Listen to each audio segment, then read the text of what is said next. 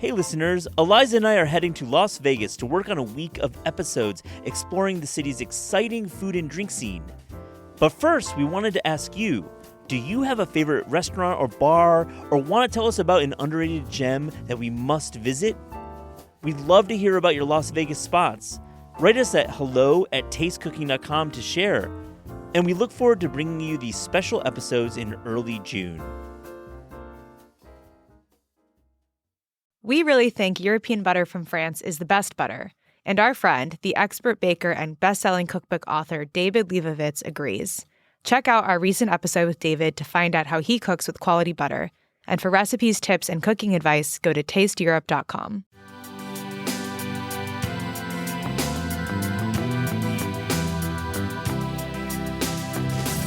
After the New York Times 50 restaurants list that was in 2023, that changed things pretty much overnight, but it was building. The line, that's when the line happened. That's when the line that was like, oh, Quarter Sheets has a line all the time, stuff happened. This is Taste. I'm your host, Matt Rodbard. Aaron Lindell is the chef and co-owner of Quarter Sheets, the wildly popular Los Angeles restaurant he runs with his wife, Hannah Ziskin. Now listen, you've probably read about Quarter Sheets. You may have heard about Hannah's iconic princess cake. You may have heard about the long line in the space. But honestly, this is a conversation about Aaron's pizza. It's amazing. And there's a great backstory to it too. On this episode, we hear about Aaron's wild career as a private chef working for NBA stars and tech icons, and how the pandemic led to his amazing pop-up and restaurant. It's such a great talk, and I hope you enjoy this conversation.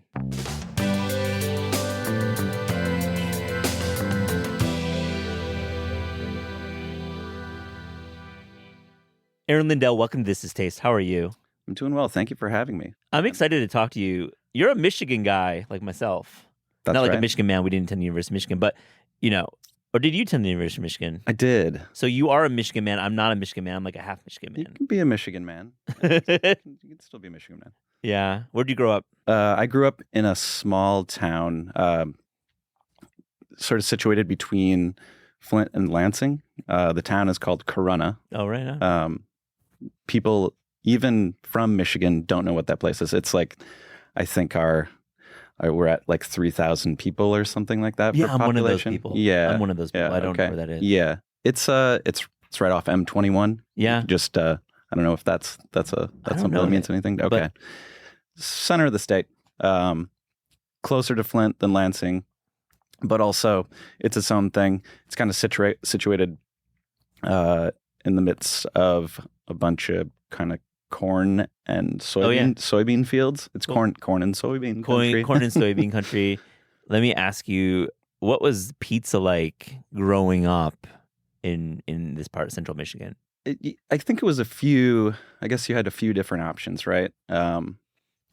We'll start local, just small mom and pop pizzerias that are essentially doing takeout and delivery only.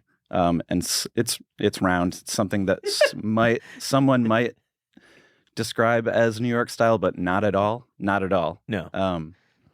There's like more sugar in the dough. Yeah, sugar in the dough, and then a heavy hand of sugar in the sauce. Yeah, exactly. Really, really key to that whole thing. Yeah. And then I think the Midwest, Michigan specifically, were responsible for like most of the pizza that's consumed in the United States because of this. That's where so many of the national chains were launched. Yeah, I mean they're like the founding fathers, right? Like, there was like a version of like the signing of the Declaration of Independence for pizza in Michigan with Domino's and Little Caesars. Yes.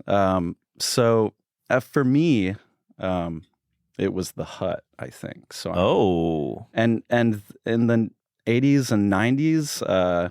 Our Pizza Hut and a lot of Pizza Huts were actually full-fledged restaurants with a pizza, like a true pizza parlor. With the lamps, dimly lit, giant booths, big salad bar. Sometimes that salad bar had all-you-could-eat pizza attached to it.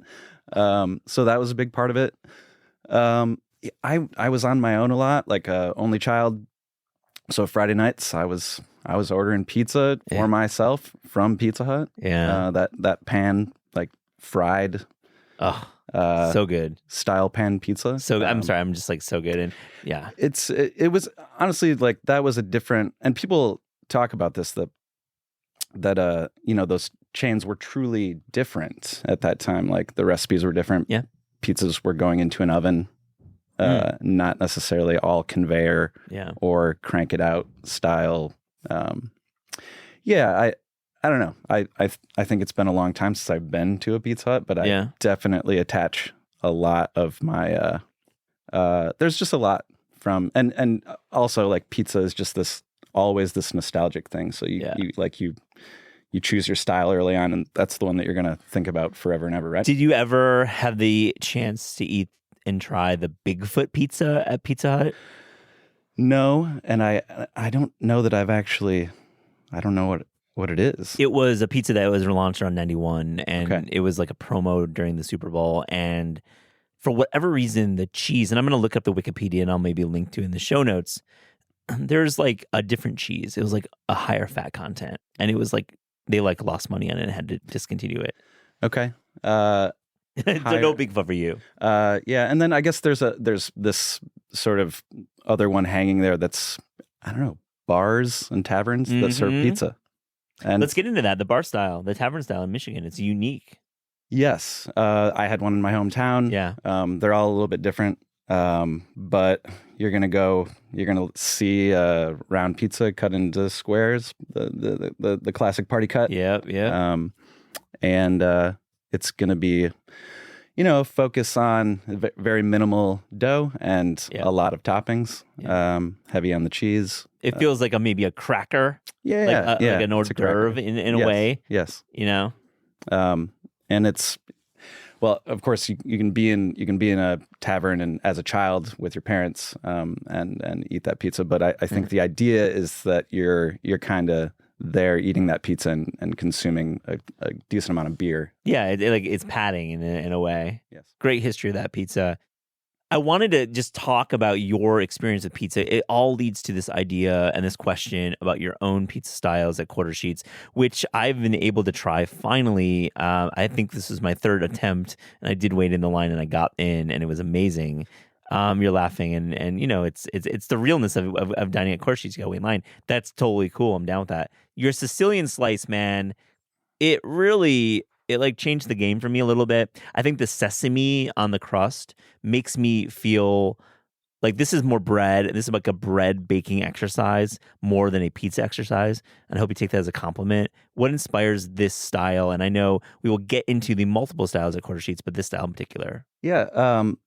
This one came along after we were doing that, what we're calling Detroitish. Yeah.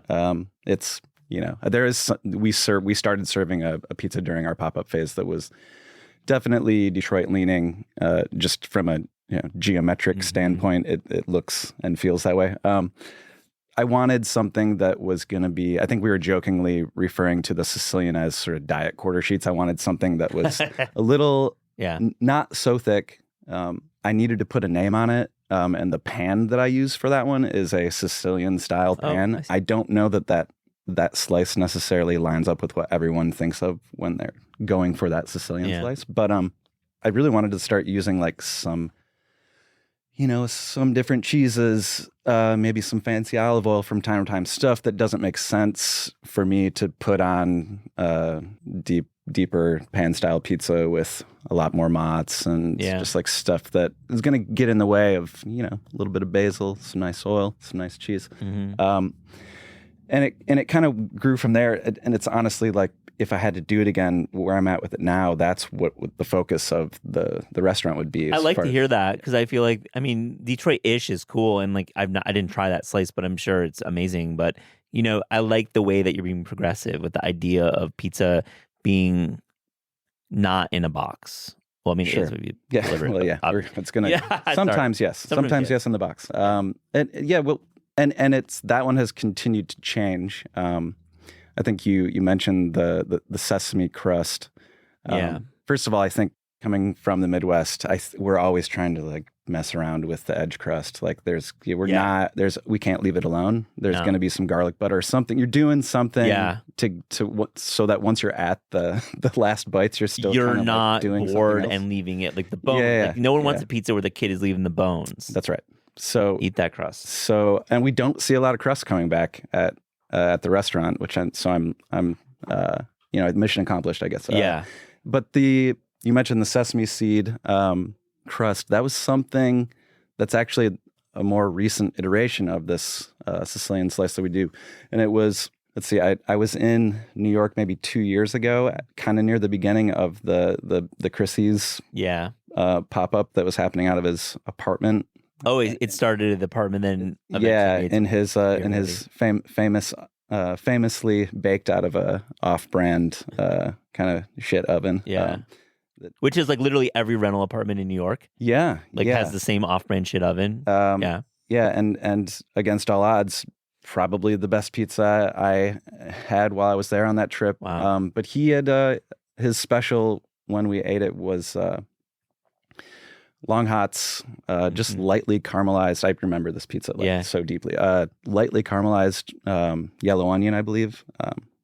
Cheese, sauce, whole deal, and then this sesame seed crust that took me back to I was like, this is amazing, and I remembered this Sicilian style pizza that was served at a place called Thanos Lamplighter in Ann Arbor, Michigan, and it was like sheet tray style Sicilian pizza with a sesame edge crust, and I had forgotten about it for so long, and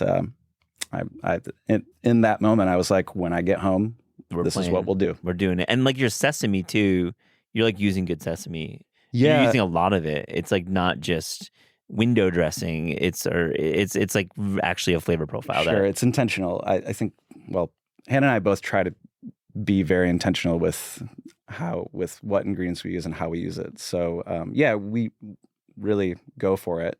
The amount of sesame seeds floating around that restaurant are actually sometimes problematic. But we started using a great product from Japanese pantry, this golden sesame, and moved away because I wanted to start using that maybe in different ways. But we use a toasted white sesame seed at this moment that I believe it's really important that goes on as a toasted sesame because you don't actually get that toast during the baking process. No. So you have to pre-toast it or have it be fully formed before you put it on, right? Sure. I get that.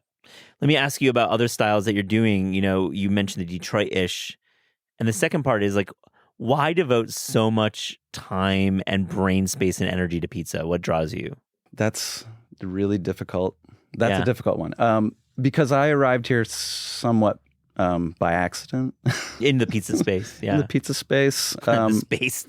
I feel that's very tech bro of me. Like, you're working the pizza space. Yeah, I know, but it is like it once you go in, you will, and I've heard this over and over again from pizza makers, and we are talking about dough, so bread bakers, and once you go in, you may be consumed by it, and so once I did kind of accidentally decide to enter the game, I guess we'll say. We'll call it the game. I like that better. I couldn't not devote my time to it. I think pizza spoke to me in a way where it is like pizza chef or whatever, pizza maker. Like you are really serving one thing. So the dough takes you to a place, like how you think about it, what you see other people doing. I'm still a student.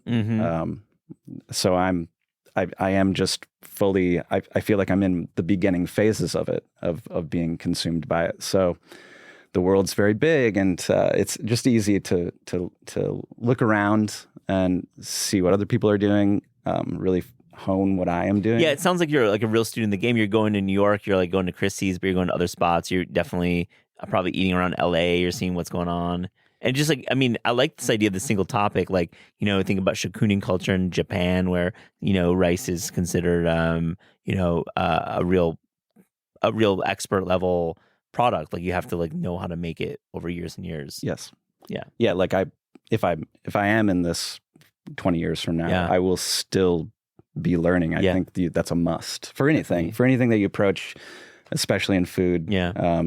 Just, I don't know. I'm like preoccupied with staying relevant, relevant. Do you in this think way. about that, Aaron? I'm wondering. You're preoccupied with staying relevant. What does that mean? Like I got a lot of questions here. Yeah, I mean, I guess that really is. I don't know. That's kind of born out of like maybe I wasn't in the restaurant game for quite some time, so I actually was like not part of it. Yeah. So, working as a private chef on your own, you're really on your own. So I think relevancy is working angles. I'm a working the angles kind of person. So if I can find something to tease out of the process or something new I'm working on, and it presents itself as maybe like a cool angle, something to bring people in, that's something that I look for and appreciate and sort of chase, I guess, is the angles. I like it. So you mentioned you weren't in the restaurant game. You were private chefing. Yes. So what was that like? What's the private chef world like for you? What types of clients did you have? What was, and how long did you do it? Let's see. I'd done it on and off. I'd let's see, did the restaurant stuff for a minute, just worked as a line cook for a couple years, did culinary school at the same time. I went from that, let's see, after about 5 years of cooking, maybe in restaurants, I ended up taking a private chef gig outside of Detroit for, this was a culinary school connection, but it was for one of the Pistons, Chauncey Billups. Oh, right. Great guy. My first client, and an excellent person. Like I truly enjoyed working for him. And he's like a humble guy and had a young family. So that was like a very just like family style food, simple food done well. What are you making for Chauncey? I think he's a coach now, right? Yeah. So I mean, then he was still very much in it. I was doing big breakfasts for him just to load him up for the day, and then I wouldn't see him until kind of later on, but after after everything else. But I was like cooking for he and his family. So that moved me to New York for a year. The Pistons connection and these were like dark times for the Knicks, I believe. And I wouldn't tell anyone what I was like. I wouldn't talk about my job because like people like Knicks fans like hated this current current incarnation of the Knicks. Like tough days. Isaiah Thomas being in charge, people didn't like him. Wait, you were cooking for Isaiah Thomas? No, I was cooking for Eddie Curry. Oh, of course. Yeah. And I also I'm not talking shit about Eddie, but people weren't so excited about the franchise in that moment, and he was brought in a controversial way. I think Eddie's contract was the issue. He was the perception. I mean, it was not a perception. The real numbers. The weird thing about sports is like they're very transparent about how much they make. Sure. He was not delivering for the amount of money he was made. It was a bad contract. We obviously all hate the ownership of the Knicks. Even if we're Knicks fans, I'm not a Knicks fan, but he's awful. My word's not yours. But when you're cooking for Eddie, like, are you making his favorite food, or are you making something that's like nutritionally balanced? Because I feel like we don't hear about athletes that often, but they've got to be like, it's got to be a really challenging gig for you. Well, it is in the way where you have different pressures. You'll have someone from the organization like asking you to like count units, which is that's a different skill set than just being a cook, which is what I was, So I'm not a nutritionist. So, you can give me some guidelines and I can work within that. But, ultimately these guys are young and still pleasure seeking and they just want what they want. Yeah. And so that's just that was my job. I was employed by, by the player. So that's, he's the client. So you got to like make the food he wants. Are you like going to his house? I mean, is he living in Manhattan somewhere and you're cooking in his kitchen, or are you just dropping food? Yeah, I was commuting up to White Plains. Oh, wow. For that. On the train or driving? On the train. With the food? No. I'd get up there, run around, do my shopping up there. Yeah. But that was such a weird, I wasn't like sports guy in that way either. That was just that was a job. Yeah. But it did take me to New York, which is great. I mean, that is one of the perks to that job, is you can travel around a little bit and you can just move to a new city for a gig and get paid right away. That's. So after the gig with the cooking for Eddie Curry, by the way, did you cook curry?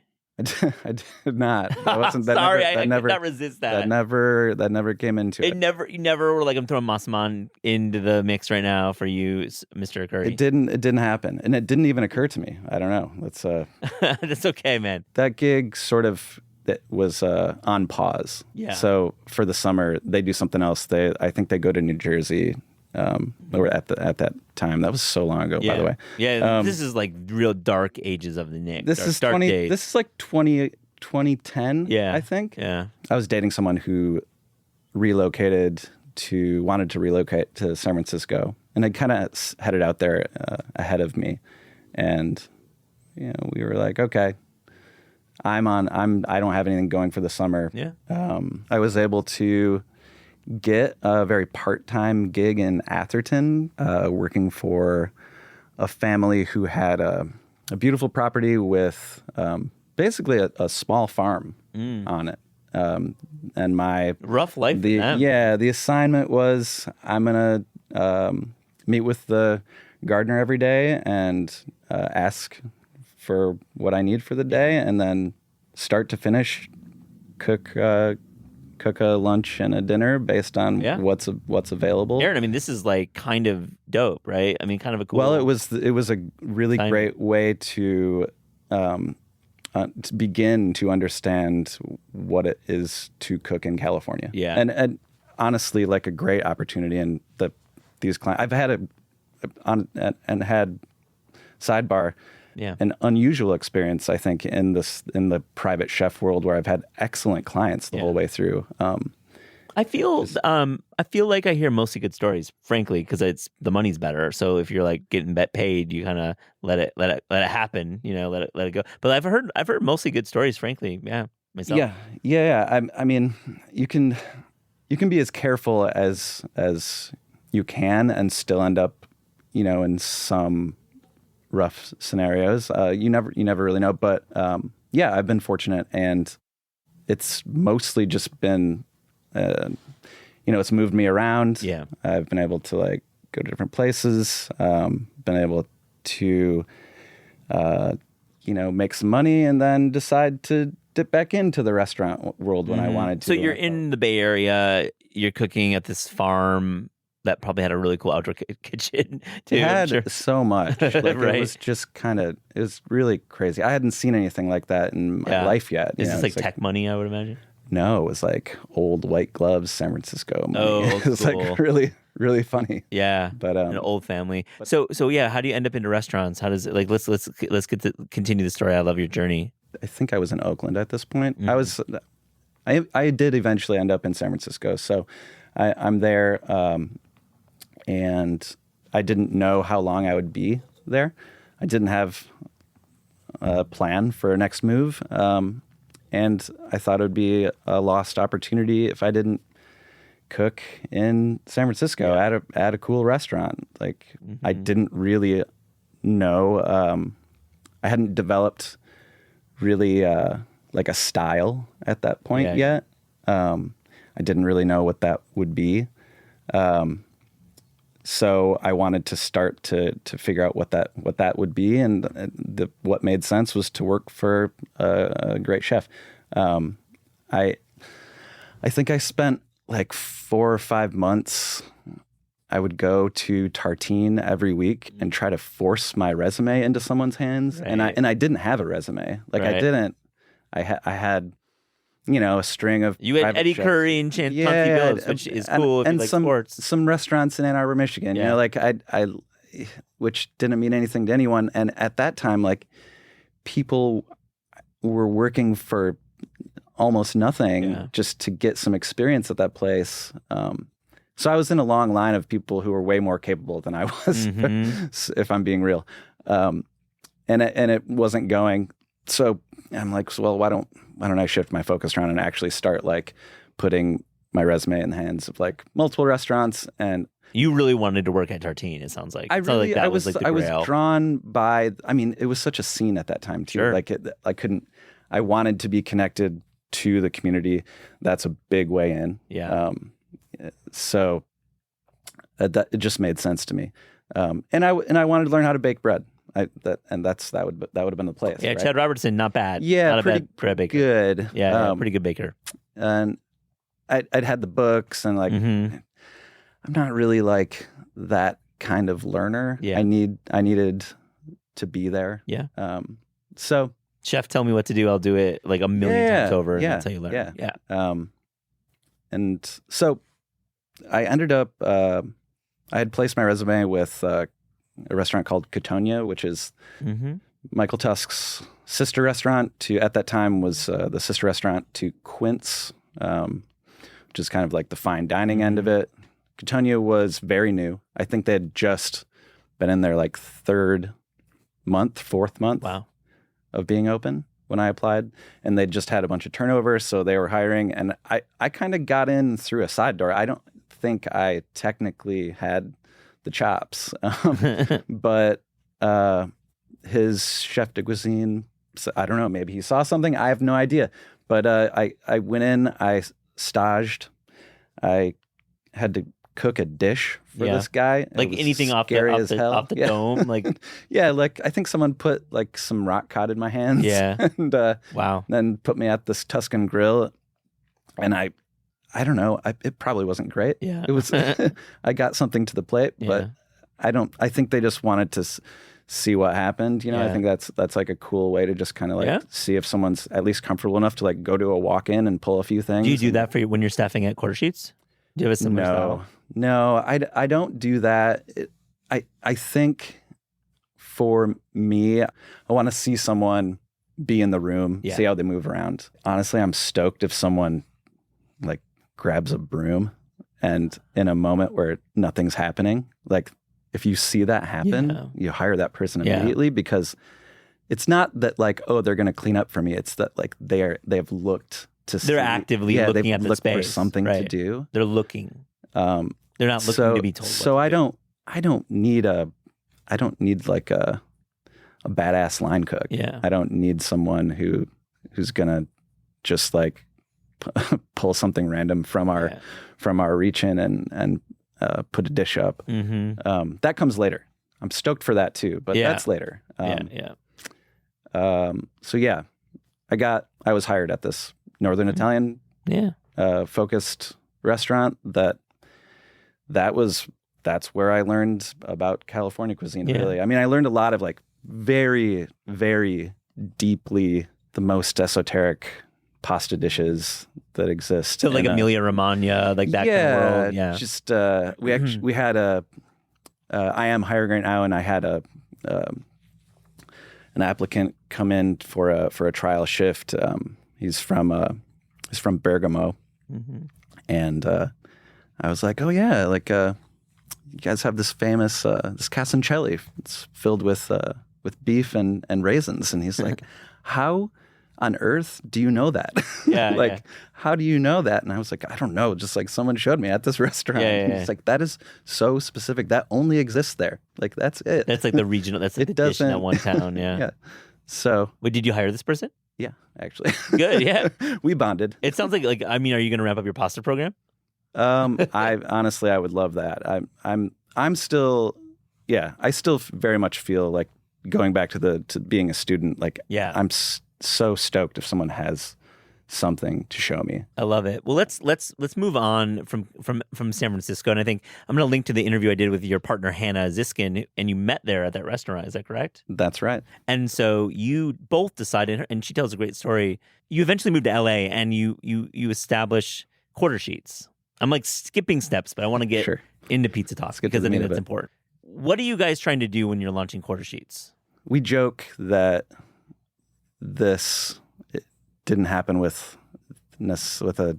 heaps and heaps of intention. But I think, first of all, it was something that happened because of the world sort of stopping because of a pandemic, and There was free time after the kind of like rearranging your brain a little bit and trying to figure out what is actually happening, both like in the world and then on a like an existential level. Yeah. We were accidentally trying to work on a project together. Surprise, surprise. Because Hannah had lost her job. Hannah had lost her job. Yeah.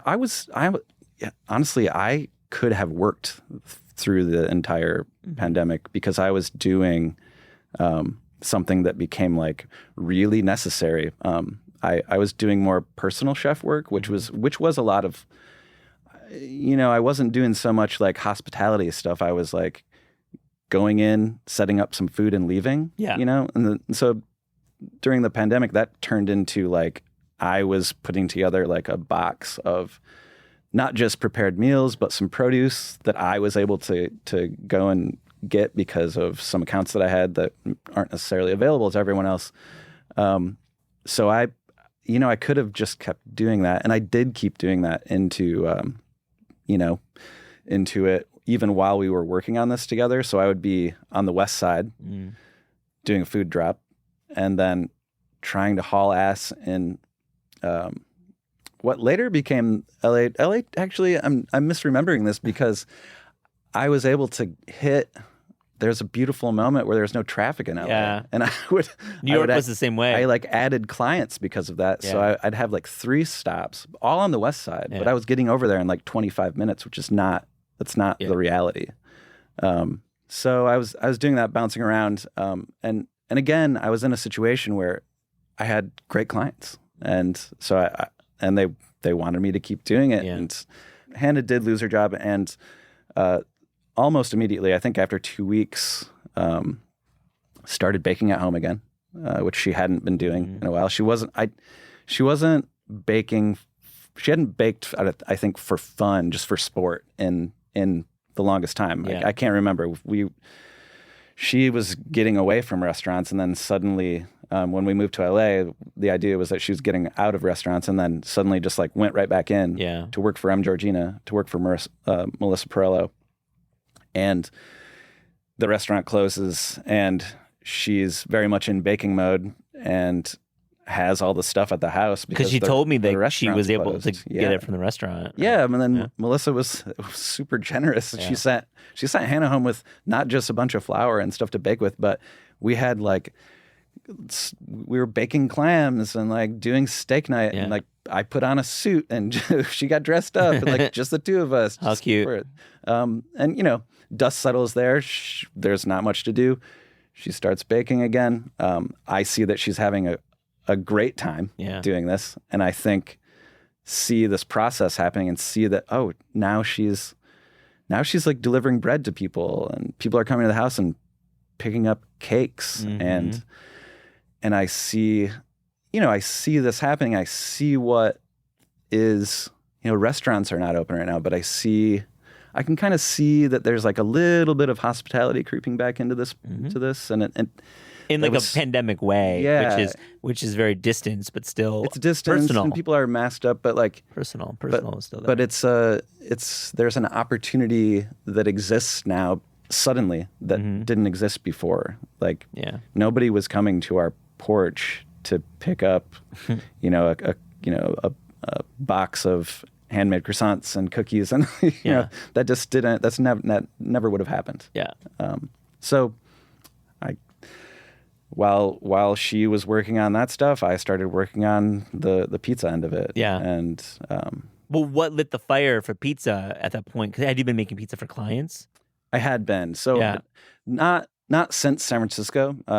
I did work for a few years for a client in Palo Alto who hired me knowing that I could run a wood burning oven. Oh. That was a big part of it. And they didn't have it at the time, and they were like, they didn't have this thing built out. They were like, will you use this if we do it? And I said, absolutely, 100%. I'm not just going to like make pizza. I'm going to figure out at every single opportunity, I'm going to jam some stuff in this wood burning oven, roasts, all the everything. But, pizza was a weekly thing. They abided by the, it's pizza night in America thing. So it's like, Friday comes and, they have 20 people over. Maybe it's just 6 of them, but I'm running the wood-burning Dude, oven. Apple stock price is doing pretty well for these people. Yes, yeah, it's a good time. Yeah. I guess the pizza thing is something that I chased early on. Even back, like, when I was just, in my 20s and having people over for a house party, I'm going to make the pizza for that party. And like, that might be sheet tray pizza. It might be something I'm throwing on. So you had the base when you decided to do a real established, pick it up at our house kind of pop-up. I think I had some foundational elements in place. Yeah. But I didn't have like this is my style. Yeah. I think I'd always been trying to make something that was like Neapolitan, which is, it never felt like fully me. It also didn't work in like a normal oven. You can't do that in your own in your home oven at all. And I happen to know that sheet tray pizza, pan pizza in general, pretty forgiving. Like your oven could only heat to 475 or 450. Yeah. Maybe if you're lucky, you're at 550.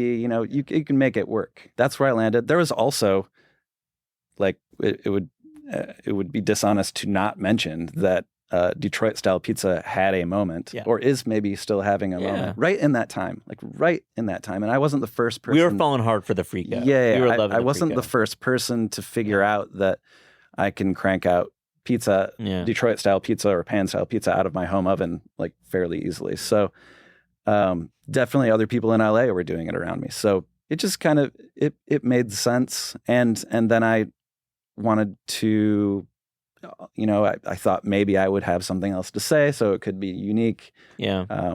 And we also were selling more of a package, so that was unique. Yeah. Well, I think that's the cool factor, the it about what you're doing at Quarter Sheets is that obviously Quarter Sheets is the pie, but then Hannah's doing princess cake or slab cake or birthday cake, and it's two things, pizza and cake. It's like literally the 8-year-old birthday party of the dreams, which is probably what some corny food writer has written about your restaurant, but I'm trying not to be that on a podcast. But it's true though. Yeah, but it's absolutely true. It's like exactly what we want. Yeah, it's a good package. Like I didn't really fully understand how hard people would go for it. It didn't make sense to me at the time. I was like, this pizza, this cake.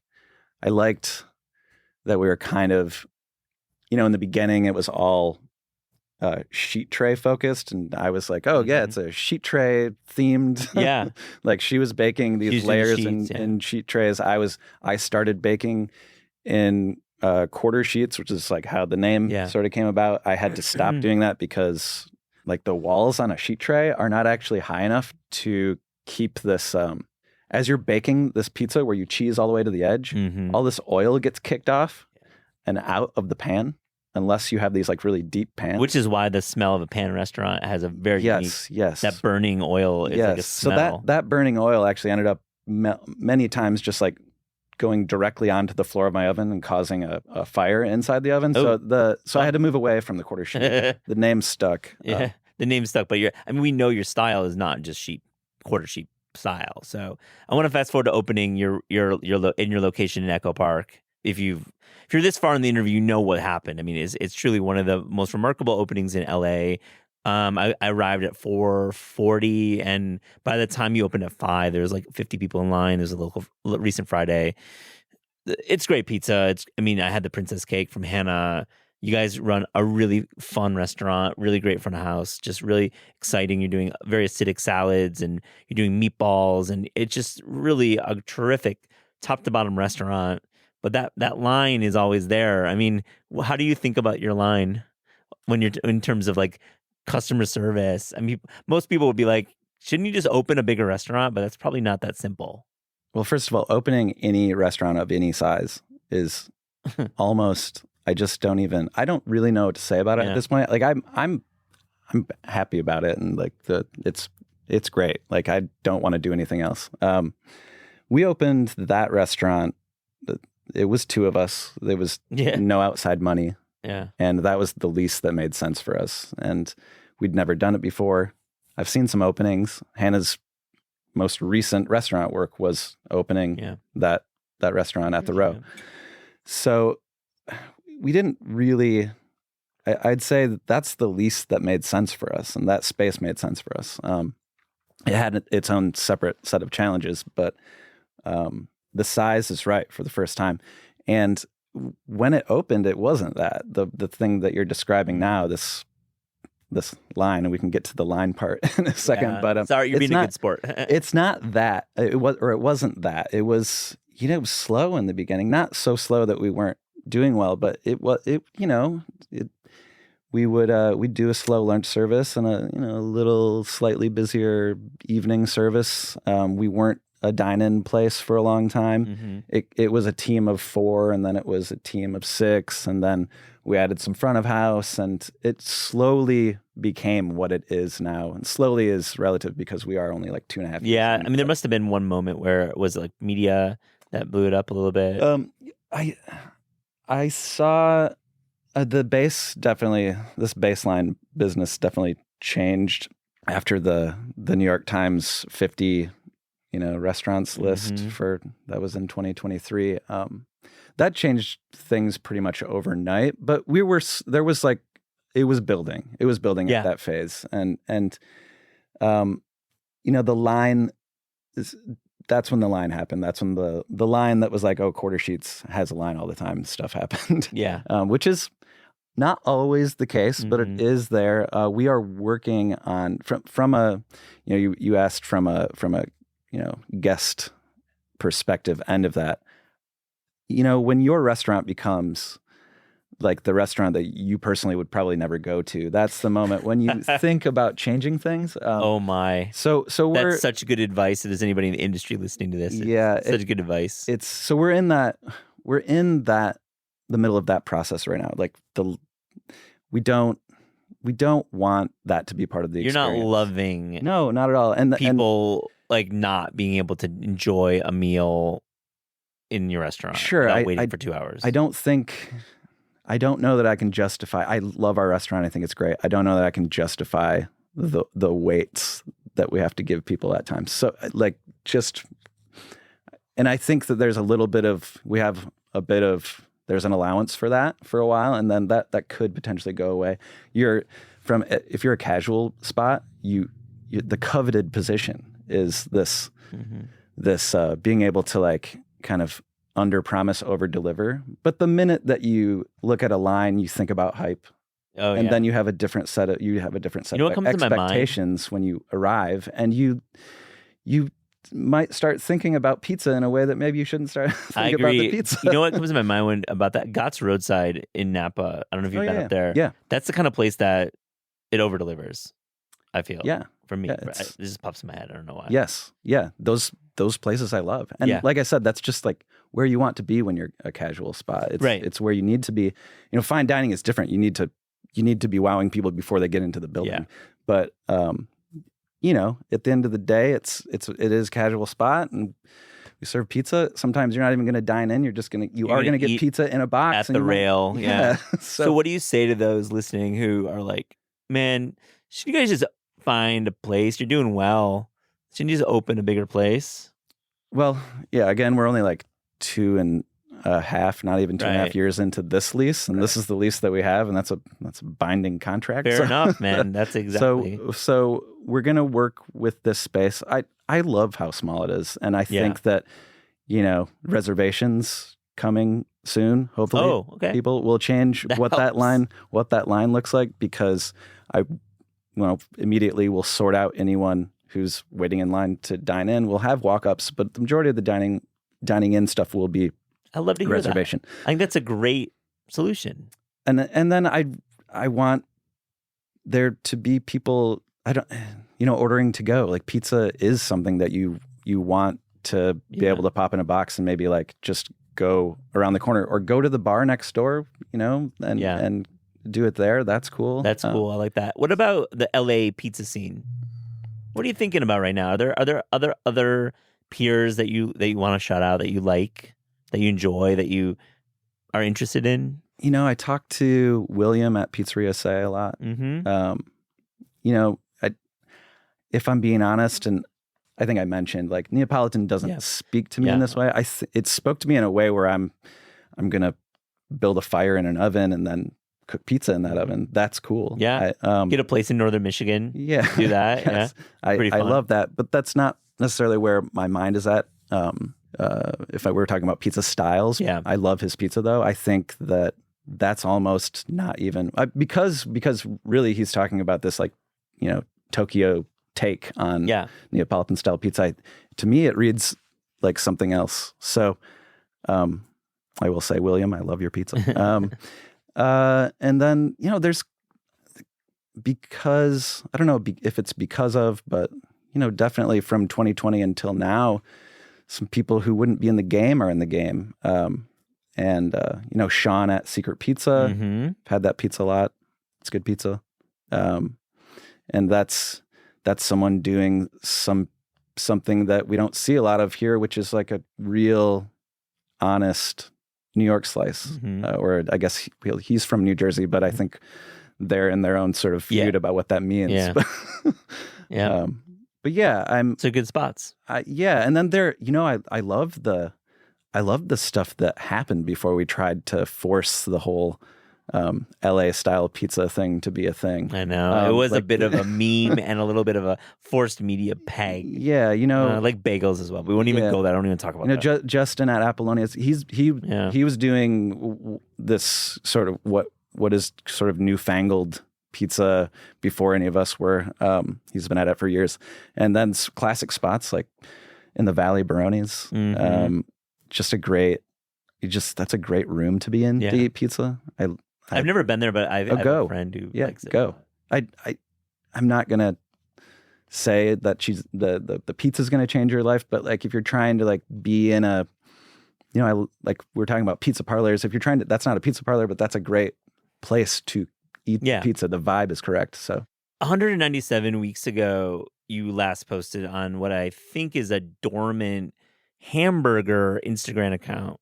What is up with you and hamburgers? I feel obviously you want to focus on pizza and you have quarter sheets now, but you probably have a pretty strong point of view with burgers as well. Is this a correct read? First of all, I commend you on your research. Really, some real investigative journalism happening. Matt's doing it. He's doing it for doing real. the work. I am locked out of that account, so I had to stop making burgers. I don't know how to get back in. If someone at Instagram could please help me. I don't know. I did that. That was fun. That was something that I picked up while I was doing private chef work and just really needed to do something public facing. Yeah. Because that's an isolating job, and we were talking about relevancy before. That's solo work. Yeah. You're on an island. Anyway, so the burger stuff came as a way for me to work with my friend Tim on a burger concept at a bar called El Rio in San Francisco. And I took that with me to when we moved to LA, started doing it more or less on my own, but also with Hannah. So we'll start with bun, which is where Hannah came in. We worked on a potato bun together. And by work on that together, I was just really annoying about what the diameter of the thing should be. And then Hannah did the rest of the hard work. After that, there is a smash burger thing happening here very much and still is. Shouts to Cassell's. Yeah. And so many more, I'm a Goldberger fan. Yeah. You should go to Goldberger if you haven't. Check it out. If smash burgers are your thing.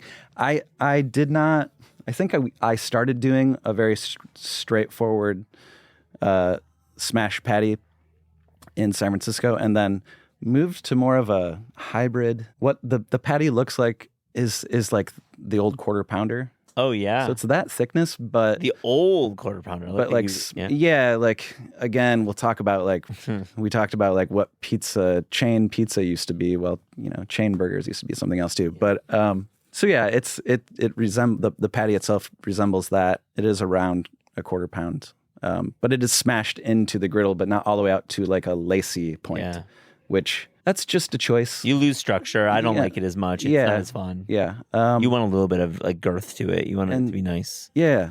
Good pickles. Yeah. Good pickles are really important. I mess around with sauces, but I do like a sauce. It could be the kind of sweet, savory special sauce. It could be a mustard-based sauce. Yeah.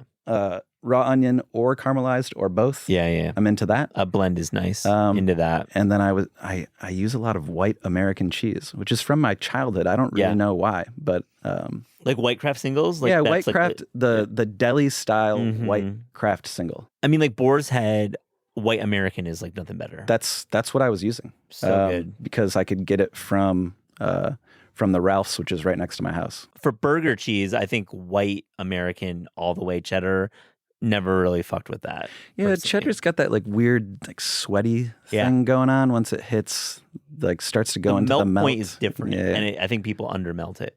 I like if I'm going to use cheddar, I like using it as like part of a sauce. There's a weird thing you can do where you like, grate it and then sort of fold it into like mayonnaise. This sounds kind of grotesque, but it's very good. It's sort of pimento-ish. I don't know. Yeah, it has like a little bit of that blended cheese spready thing going on. Aaron, you and Hannah probably have a dream restaurant. Like the two of you run together. That's not Quarter Sheets, because Quarter Sheets is definitely, your current restaurant's going really well, but what's the dream? Yeah. There are elements of the dream in Quarter Sheets. Yeah. I've always loved the idea, at least, of a bar or a tavern or whatever. So that's sort of happening there. And but together, we were talking about it, like how much we'd love to open a diner together, and have recently walked that back because of when you think about it, like all the boxes you have to check. Yeah, people have needs, man. Like, and you can't. A diner, you have to have the options. People have their own idea of what that thing should be, so you have to have it all. That's why those menus are so big. I mean, when you make the statement you're opening a diner, you come to play. Yeah, you come to play for sure. And you honestly, like a short order cook is one of the most badass cooks of all time. Like it's a real skill. So there was we were in Portugal.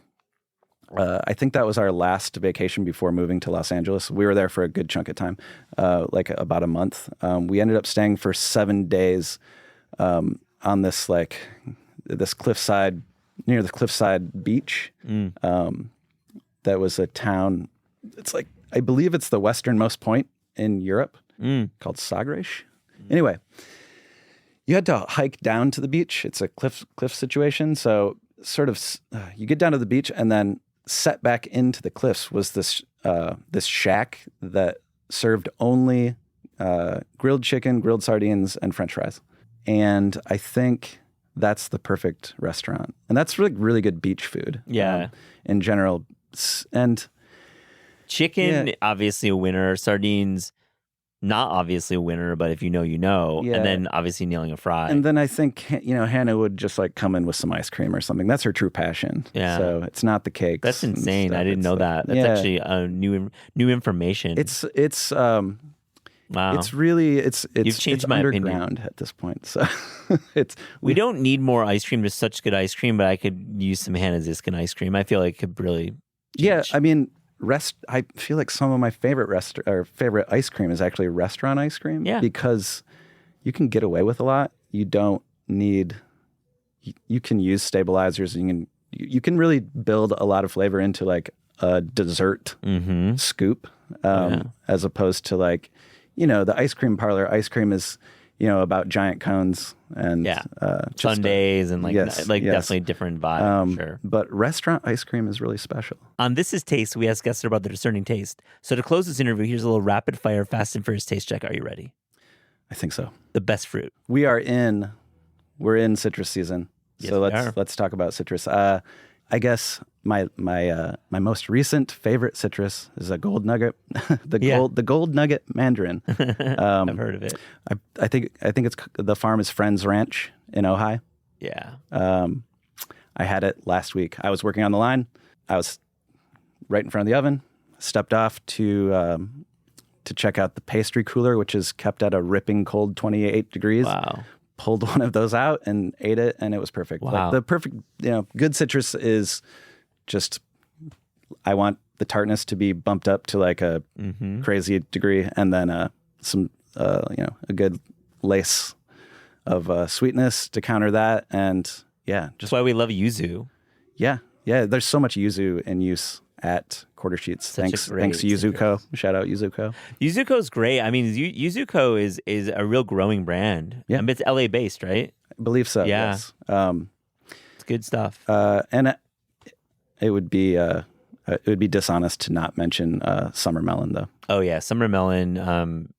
Very fleeting season. Wiser has a variety that's like a canary melon that is very, very good. Speaking of Yuzuko, I have to shout out Akira Okudo. He's the connection. He was our he's the mutual plug. friend, man. Yeah. He's in the restaurant most Friday nights. It sounds like He's there a lot.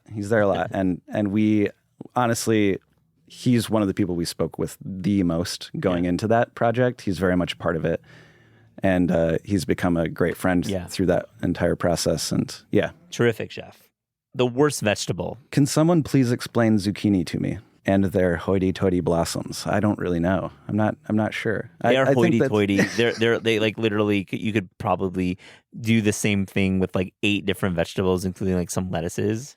Yeah, You're just frying cheese. That's all you're doing. Yeah, I don't know. I honestly, I think I'm a little bit famous for talking shit about zucchini. At least to Hannah, she's like really like you hate. Yeah, zucchini. well, it's trash for sure. I agree fully. I mean, it's good in the garden, I guess. If you, it's nice. They're prolific. I will tell you that. Yeah, they grow really too big. grow. Very pornographic garden sometimes. The best dessert.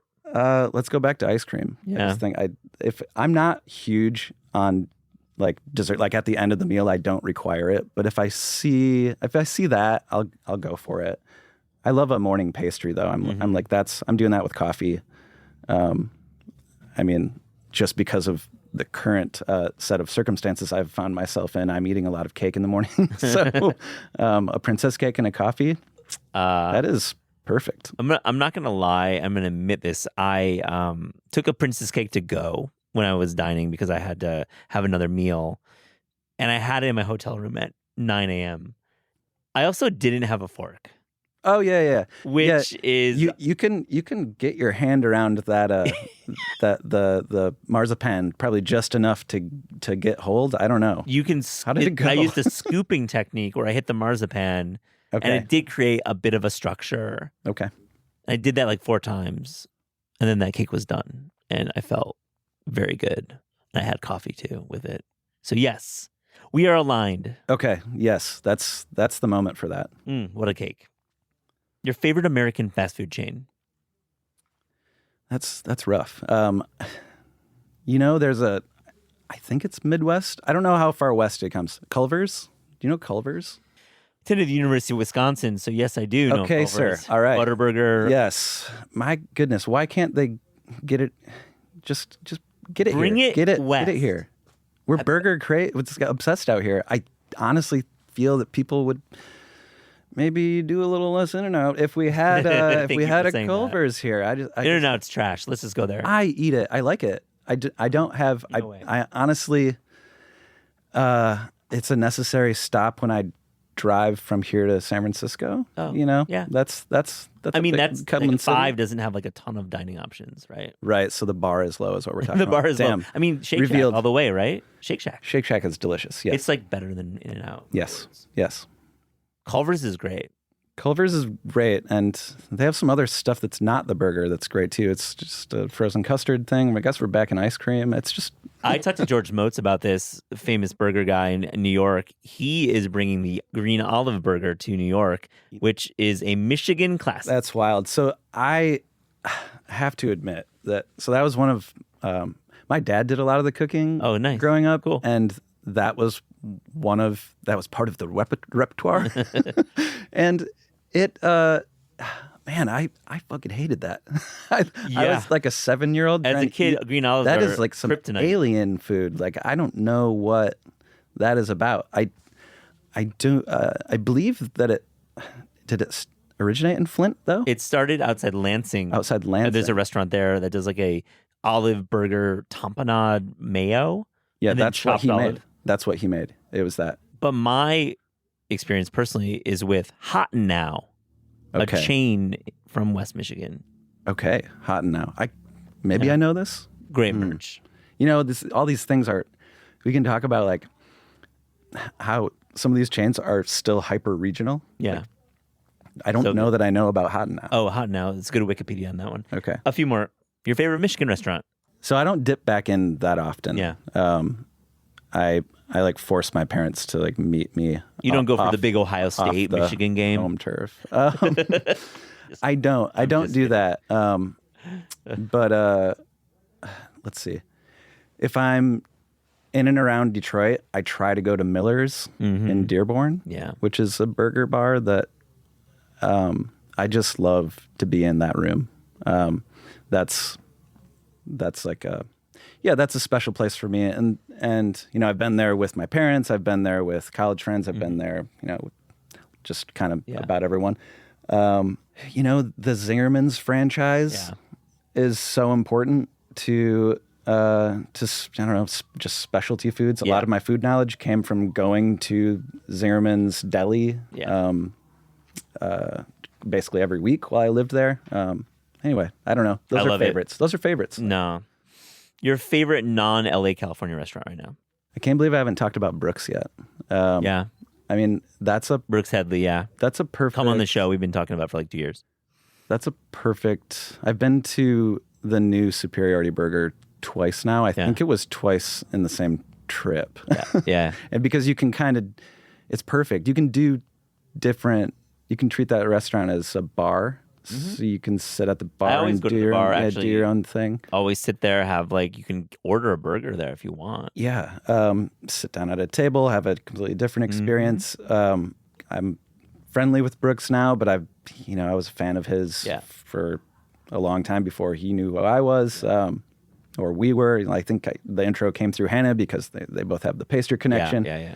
But that restaurant is, right now, that's I think about that restaurant a lot as a place away. Your favorite cookbook of all time? That's another tough one for me because I pick different things up and put them down, and I do both things. So I'll go for inspiration, or I just need to know what to do with an ingredient. I pick up the kind of like encyclopedic leaning ones. Like some of them are actually encyclopedias, like the Slow Food Encyclopedia to Regional Italian Cuisine. Oh, that's cool. So dry, but I mean, it sounds cool, like theoretically, but like reading it, it's not a good read. And then I love a cookbook where there's like you perceive a voice, and it's fun to read. And I'm not necessarily going to cook from it. Again, here we are talking about Brooks again, but Fancy Desserts is a great read. Such a cool book. Great story. And so I guess I go into both of those worlds. Lots of LA and Fancy Desserts too. His time working here. That's right. Yeah, yes. It's cool. Suzanne's book, Sunday Suppers, was what I used before I knew how to like cook out here, because it was arranged by season, and she used the market in the same way that I was going to use the market, and there are menus written for you. It's a nice book. Great for it to be a private chef to have a book like that. Yes, it's perfect. You just like rip off some.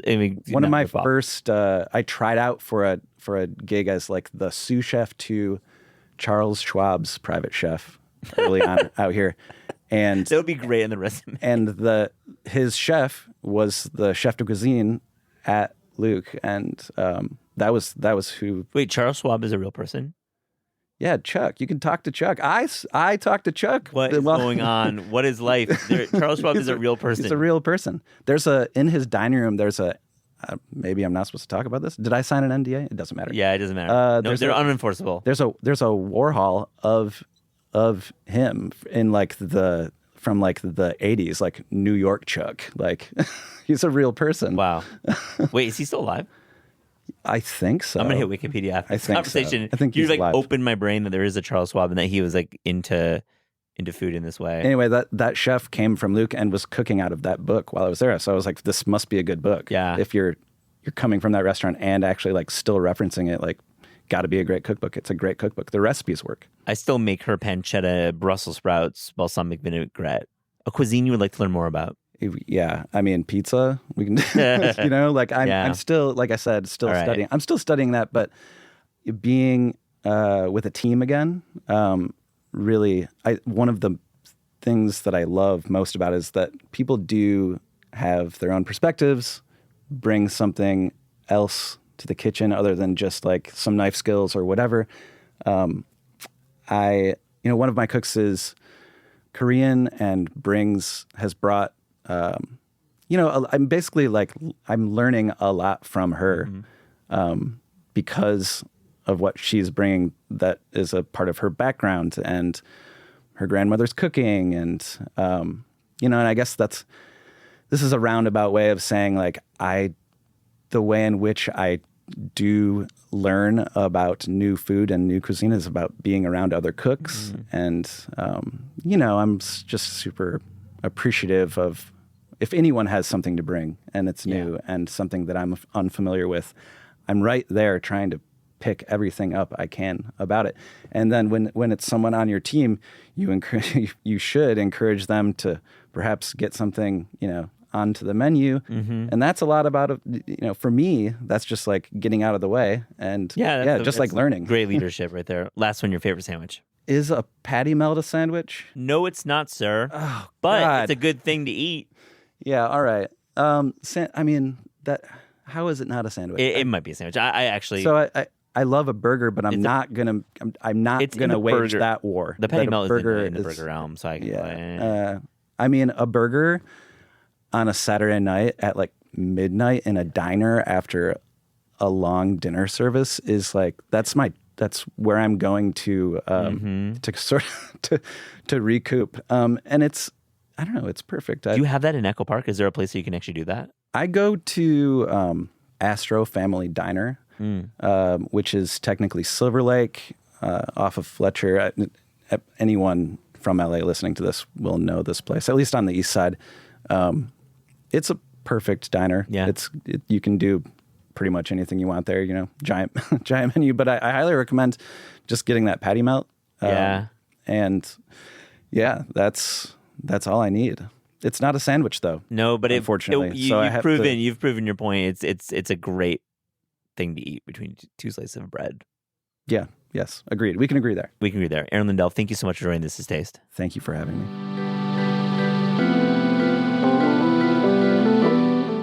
This Is Taste is hosted by Eliza Abarbanel and me, Matt Rodbar. The show is produced by Shalia Harris and Pat Stango and edited by Clayton Gumbert. Theme music by Steve Rydell. Visit Taste online at tastecooking.com and make sure to subscribe to our newsletter for updates on all cool things that are happening.